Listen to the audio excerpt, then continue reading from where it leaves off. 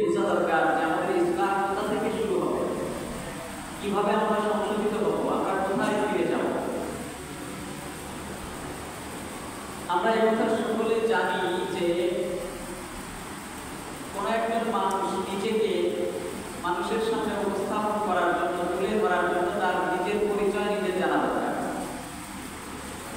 কেউ যদি নিজের পরিচয় না জানে তাহলে হয়তো সে মদ খেয়ে মাতাল, নতুবা সে পাগল। আমার কথা কি বোঝা যাচ্ছে? যেহেতু অডিটোরিয়ামে আলোচনা হচ্ছে, তো এখানে সাউন্ড ওনারা যতই চেষ্টা করেন সুন্দর করতে পারবেন না, এটা স্বাভাবিক বিষয়।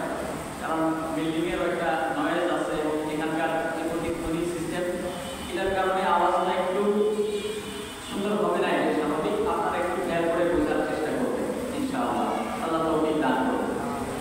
যে ব্যক্তি নিজেকে চিনে না, নিজের পরিচয় জানে না, সে ব্যক্তি কোনো সুস্থ মস্তিষ্কের মানুষ না। হয়তো সে মদ খেয়ে মাতাল হয়ে গিয়েছে, গাঁজা খেয়ে মাতাল হয়েছে, অথবা সে পাগল।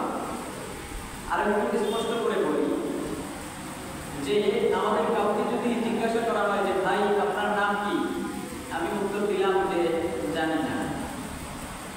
জিজ্ঞাসা করা হচ্ছে আপনার আব্বার নাম কি, জানি না।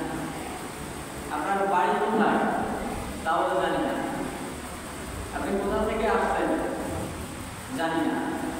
যদি এরকম উত্তর দেয় তাহলে মানুষ এই লোকটাকে কি মনে করবে? মানুষ কি মনে করবে যে মাথা ঠিক আছে, সুস্থ আছে? মনে করবে হয়তো মস্তিষ্ক গড়বড় হয়ে গেছে, পাগল হয়ে গেছে, অথবা সে হয়তো মদ পানতে যে কোনো কিছুর আসক্তিতে সে বুদ্ধি বিবেক সবকিছু কি করে ফেলেছে, হারিয়ে ফেলেছে। তাহলে যে ব্যক্তি নিজের পরিচয় জানে না, সে সুস্থ মস্তিষ্কের মানুষ নয়। তো প্রত্যেকটা মানুষের জন্য নিজের পরিচয় জানা আবশ্যক। দ্বিতীয়ত, শুধু নিজের পরিচয় জানলে হবে না, নিজের পরিচয়ের পরে নিজের অস্তিত্বকে টিকিয়ে রাখার জন্য নিজের শত্রু কারা আছে তাদের পরিচয় জানতে হবে।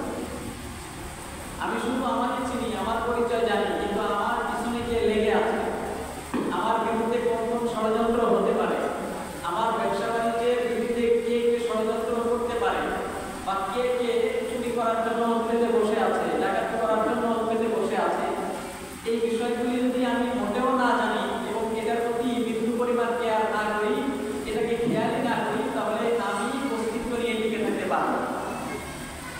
তাহলে আরেকটা পরিচয় জানতে হবে, সেটা হলো শত্রুর পরিচয়। প্রথমে নিজের পরিচয় জানবো, দ্বিতীয়ত শত্রুর পরিচয় জানবো। যদি কেউ নিজেকে চিনে কিন্তু শত্রুকে চিনে না, তাহলে এই ব্যক্তি কখনো কখনো বিজয় অর্জন করতে পারবে, কখনো কখনো শত্রুর কাছে পরাস্ত হবে। আর যে ব্যক্তি নিজেকেও চিনে শত্রুকেও চিনে, সে কখনোই পরাজিত হবে না। যে নিজেকেও চিনে শত্রুকেও চিনে, সে কখনোই কি হবে না, পরাজিত হবে। নিজেকে চিনে জানে আর শত্রুর পজিশন, শত্রু কি অবস্থায় আছে, সে কি ষড়যন্ত্র করতেছে, সবই সে বুঝে। এটা যদি হয় তাহলে সে কখনো পরাস্ত হবে না। কেন? সে যদি জানে যে আমার অবস্থানে এটা, এখন শত্রুর সাথে লড়াই করে পারা যাবে না, তাহলে সে পাশ কেটে অন্যদিকে চলে যাবে, লড়াই বাড়াতে হবে। আর যদি সে দেখে যে না, আমার পরিচয় হলো এটা, আমার শত্রুর পরিচয় হলো আমার চেয়ে নিচে, তাহলে শত্রুকে সে সহজেই ঘায়েল করে দিতে পারবে, শত্রু তাকে পরাস্ত করতে পারবে। তাহলে যে শুধু নিজেকে চিনে কিন্তু শত্রুকে চিনে না, সে কখনো শত্রুর কাছে পরাজিত হবে, কখনো আবার বিজয় হতে পারে। আর যে নিজেকেও চিনে শত্রুকেও চিনে, এই ব্যক্তি কখনোই পরাজিত হবে না। কথা কি ক্লিয়ার হয়েছে আপনাদের কাছে? তাহলে প্রথমে আমাদের পরিচয় জানতে হবে, তারপরে আমাদের পরিচয় নিয়ে, অস্তিত্ব নিয়ে বেঁচে থাকতে হলে আমাদের শত্রুর পরিচয়ও জানতে হবে। তো পরিচয় জানার জন্য সর্বপ্রথম এই বিষয়টা আসবে যে আমার উৎপত্তি কোথায়।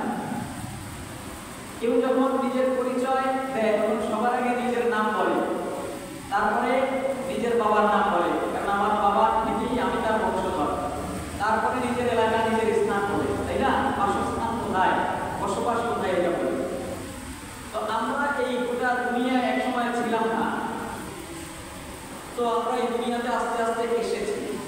তাহলে আমাদের উৎপত্তি কোথা থেকে, এই উৎপত্তির বিষয়টা আমাদের আগে জানতে হবে। এটা আমরা সকলেই জানি যে আমাদের উৎপত্তি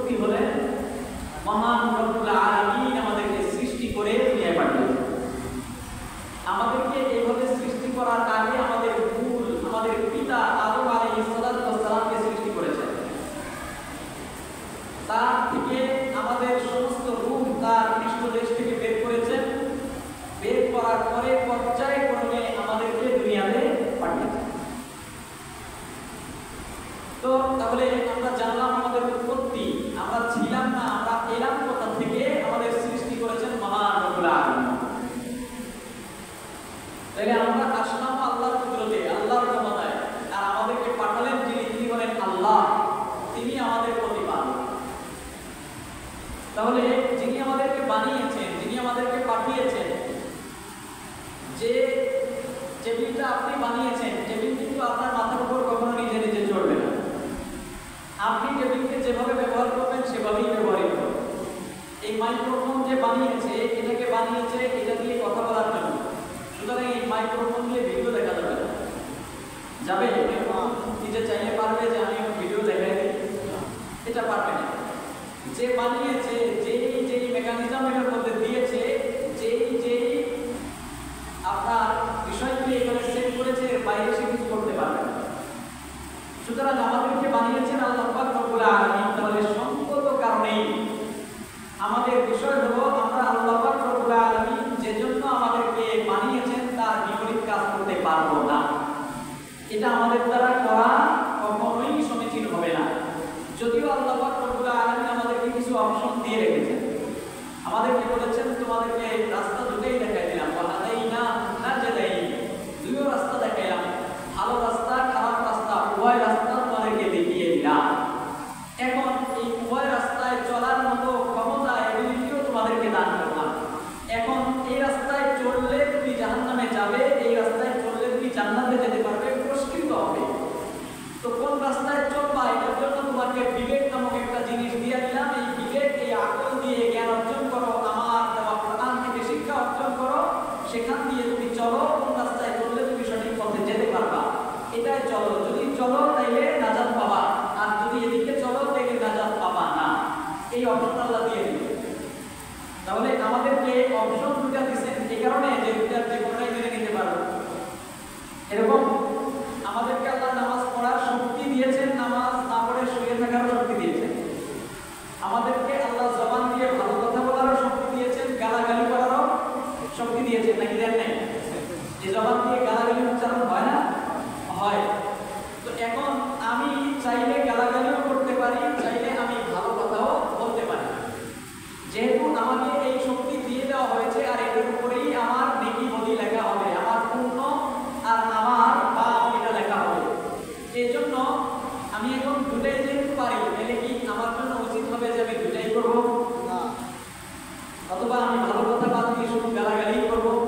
এটা উচিত হবে? কেন উচিত হবে না? কারণ যিনি আমাকে বানিয়েছেন তিনি এটা চান না। তিনি ওটা কি চান না। তো সুতরাং আমাদেরকে যিনি বানিয়েছেন, দুনিয়াতে পাঠিয়েছেন, তার চাহিদা অনুযায়ী আমাদেরকে খারাপ জিনিস এড়িয়ে চলতে হবে, ভালো পথে চলতে হবে।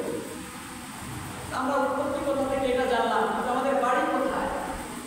দুনিয়াতে তো আমাদের একটা বাড়ি আছে, বাসস্থান আছে। আমরা দুনিয়াতে 60 বছর 70 বছর 80 বছর থাকি, কিন্তু আমাদের মূল বাড়িটা কোথায়? আমাদের আসল বাড়ি কোথায়? তাহলে আমাদের আবার ফিরে যেতে হবে, আমাদের বাড়িটা কোথায়? আমাদের বাড়ি হলো আমাদের আব্বাকে যেখানে সৃষ্টি করেছেন সেটাই আমাদের বাড়ি। আমাদের আব্বা আদম আলাইহিস সালামকে কোথায় বানিয়েছেন? জান্নাতে। জান্নাতে বানিয়েছেন। তাহলে আমাদের বাড়ি কোথায়?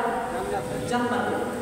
কেউ যদি প্রবাসে থাকে, 5 বছর 10 বছর প্রবাসে থাকে, থাকার পরে ওদের যদি চিন্তা করে যে আমার বাড়ি তো বাংলাদেশে, তো বাড়ির দিকে এখন যাওয়া দরকার, এই চিন্তা করে সে বাংলাদেশ মনে করেন এদিকে, এখন সে যাচ্ছে ওদিকে, তাহলে কি সে বাড়িতে পৌঁছতে পারবে? বাড়িতে পৌঁছতে পারবে না। তো আমাদেরও আমরা ওই আসল বাড়ির জান্নাত থেকে প্রবাসে এসেছি, দুনিয়াতে এসেছি। এই দুনিয়াতে আল্লাহ পাক রব্বুল আলামিন আমাদেরকে পাঠিয়ে দিয়েছেন, এটা প্রবাস, এখানে ইনকাম করার জন্য এসেছে। এই ইনকাম করা শেষ হলে আমাদেরকে আবার ফিরে যেতে হবে জান্নাতে। কোথায় যেতে হবে? জান্নাতে। জান্নাতে। এখন ফিরে তো যেতে হবে, মৃত্যু হবেই। মৃত্যু এটা আমরা ঠেকাতে পারবো না, কিন্তু জান্নাতে যাওয়ার জন্য আমাদেরকে ইনকাম করে নিতে হবে। আমি এখন এই জিন্দেগিতে জান্নাতের পথে চলবো নাকি জাহান্নামের পথে চলবো, এটা আমার একান্তই ব্যক্তিগত বিষয়। আমি চাইলে জাহান্নামের পথে নিজেকে এগিয়ে নিতে পারি,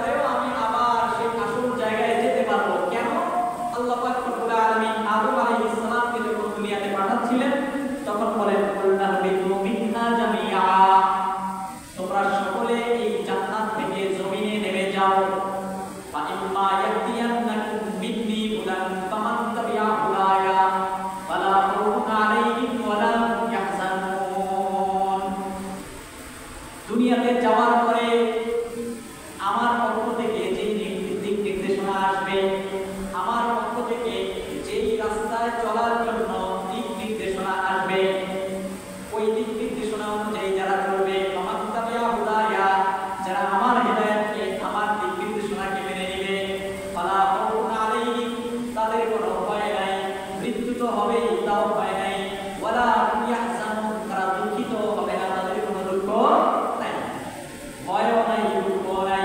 তাহলে শর্ত হলো দুনিয়ায় আসার পরে আল্লাহর যে হেদায়েত, আল্লাহর যে দিক নির্দেশনা, ওই দিক নির্দেশনা মেনে নিতে হবে, তাইলে ভয় নেই, তাইলে দুঃখ নাই, শুধু আরাম আর আরাম, শান্তি আর শান্তি, কোনো ভয় নাই, শুধু নিরাপত্তা আর নিরাপত্তা, পুরস্কার আর পুরস্কার।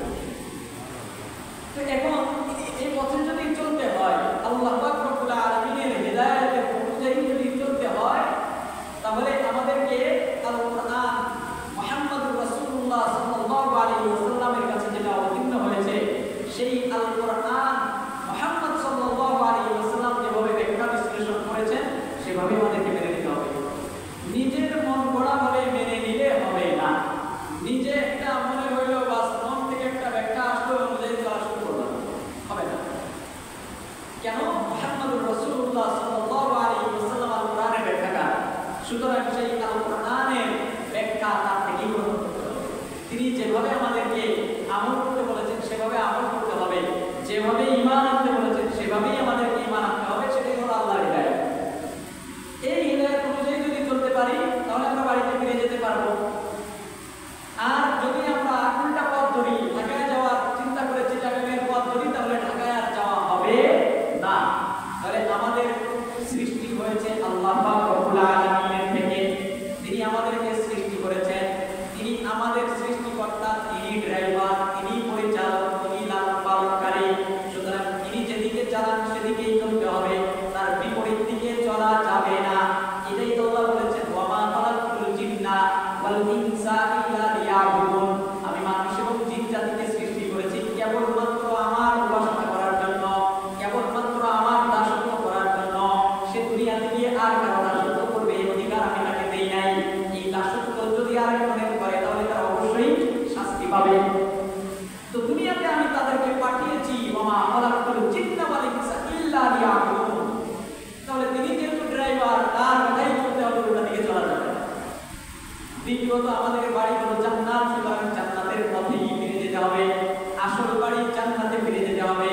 এই আসল বাড়ি জান্নাতের দিকে যদি না যাই, আমরা জাহান্নামের দিকে চলি, তাহলে আমাদের পরিচয় আমাদের জানা হলো না। যদি চিন্তা করি না জান্নাতে যাব না জাহান্নামে যাব, এর কি আমি আমার পরিচয় জানলাম? আমি একটা পাগল, আমি একটা উন্মাদ, আমার মস্তিষ্ক নষ্ট, কারণ আমি নিজের বাড়ি ছেড়ে অন্যদিকে যাওয়া শুরু করেছি। তবে আমি চিনি না নিজের বাড়ি, আমি পথভ্রষ্ট হয়ে গিয়েছি, আমার রাস্তা এখন হারিয়ে গিয়েছে, আমি এখন ভ্রান্তের গায়ে ঘোরাফেরা করছি।